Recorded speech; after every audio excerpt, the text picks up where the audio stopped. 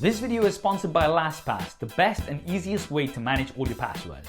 There will reportedly be 3 new iPhones this year in a bunch of new colors. What's up YouTube, Saf here on SuperSaf TV, and we've had a bunch of new leaks around the new iPhones for 2018, and let's break these down SuperSaf style. So first things first, yes, we are likely to have 3 new iPhones this year. This isn't necessarily new because last year we also had 3 new iPhones, the iPhone 8, the iPhone 8 Plus, as well as the iPhone 10. But this year, all 3 of these new iPhones are likely to have a similar design language to the iPhone 10. So we're talking small bezels with a notch. Now to me, this is good news because it means that Apple will finally be saying goodbye to the iPhone 6 design, which has kind of been recycled again and again for almost 4 years. If you look at the iPhone 6, iPhone 6s, the iPhone 7 as well as the 8s, they all have huge bezels and they follow a very similar design language, so it'll be great that we're gonna finally be saying a goodbye to those bezels for the new iPhones. Right, so what will these 3 iPhones be? Well, the first iPhone is gonna be an incremental update to the iPhone 10. Now, what it's going to be called is still a bit of a question mark. It may be called the iPhone XS. It may be called the iPhone 11. We're not sure as yet, but for the sake of this video, we'll be referring to it as the iPhone XS or the iPhone XS, however you want to read it. Right, so as mentioned, this is going to be an incremental update, so don't expect anything different in terms of the design and build. It's going to look pretty much exactly the same as the iPhone 10. So we're going to have a 5.8-inch OLED display with those small bezels, the notch, a stainless steel frame with glass panels on the front and back. But we are likely to have a new color, so as well as the space gray and silver, we're likely to have a new gold color. Last year there was lots of rumors about a blush or copper gold color for the iPhone 10.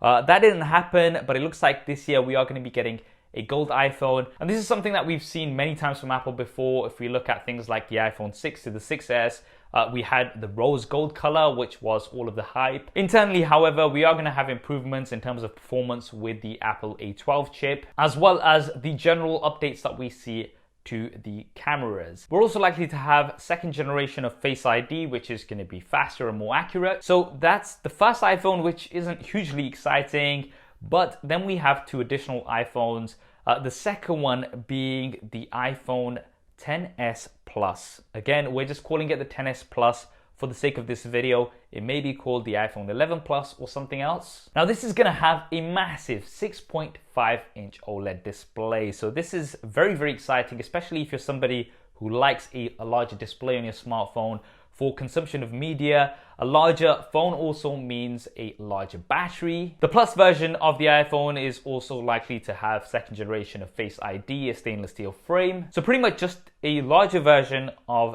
the existing iPhone. And this is rumored to be around the $1,000 mark. Now, based on previous Apple devices, the Plus model is usually around $100 more compared to the regular version. So I wouldn't be surprised if this price pushed towards the $1,100 mark. But this is just a bit of a prediction. It's nothing that's been confirmed. Reports are saying that it is likely to cost around about $1,000. It's also possible that this Plus model will have dual SIM capabilities, and it would be the first iPhone with dual SIM capabilities. This is something that we've not seen from Apple before, but we've seen on many of the devices on the Android side. And then we have the 3rd iPhone, which may be called the iPhone 9. Once again, the name has not been confirmed, but this is potentially the most interesting new iPhone, and that's because it's rumored to cost around $700. So this would make it the budget iPhone option. I know $700 is not necessarily budget, but compared to the other devices, it is going to be coming in quite a bit cheaper. However, because of that cheaper price, you're not going to be getting some of the features that you're going to get on the other iPhones.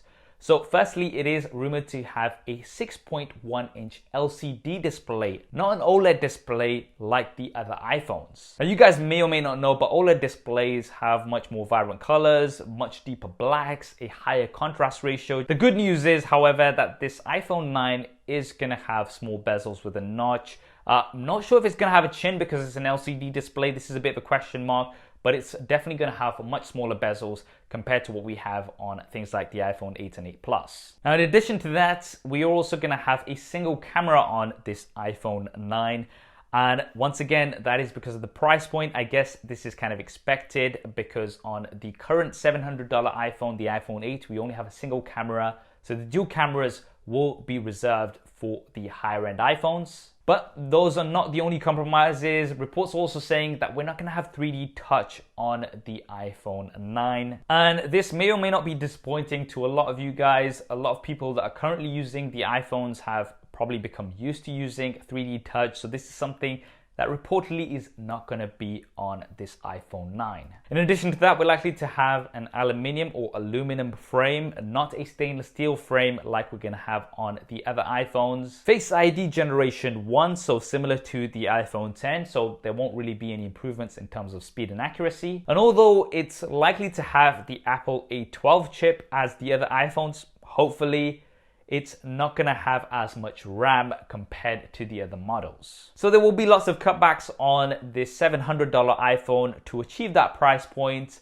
But there is some good news, and that is that this iPhone is likely to come in 5 color options. So a standard space gray silver, but also a blue, a red, as well as an orange. Now, we saw this on the budget iPhone 5C a few years ago, having all of those color options, and it looks like Apple is bringing that back here for potentially the iPhone 9. And I've put together some concepts of what these colors could potentially look like. Which color would be your pick? Definitely let me know in the comments below. So there we have it, guys. Those are the latest leaks and rumors around the new iPhones. What do you think of the new iPhones? Definitely drop me a comment below and let me know your thoughts. And as mentioned at the beginning, this video is sponsored by LastPass. Now, these days we have so many different passwords for all of our different apps and accounts, and it can be extremely frustrating trying to remember them all. And this is where LastPass comes in. LastPass is the best and easiest way to manage all your passwords. So let me show you how this works. I've got the app installed here on my phone, and I have here my vault where all my passwords will be stored. If I want to add a new site, I can just tap on the plus icon, find the site and add it to my vault. So for example, here I have Twitter. I can enter my username and password,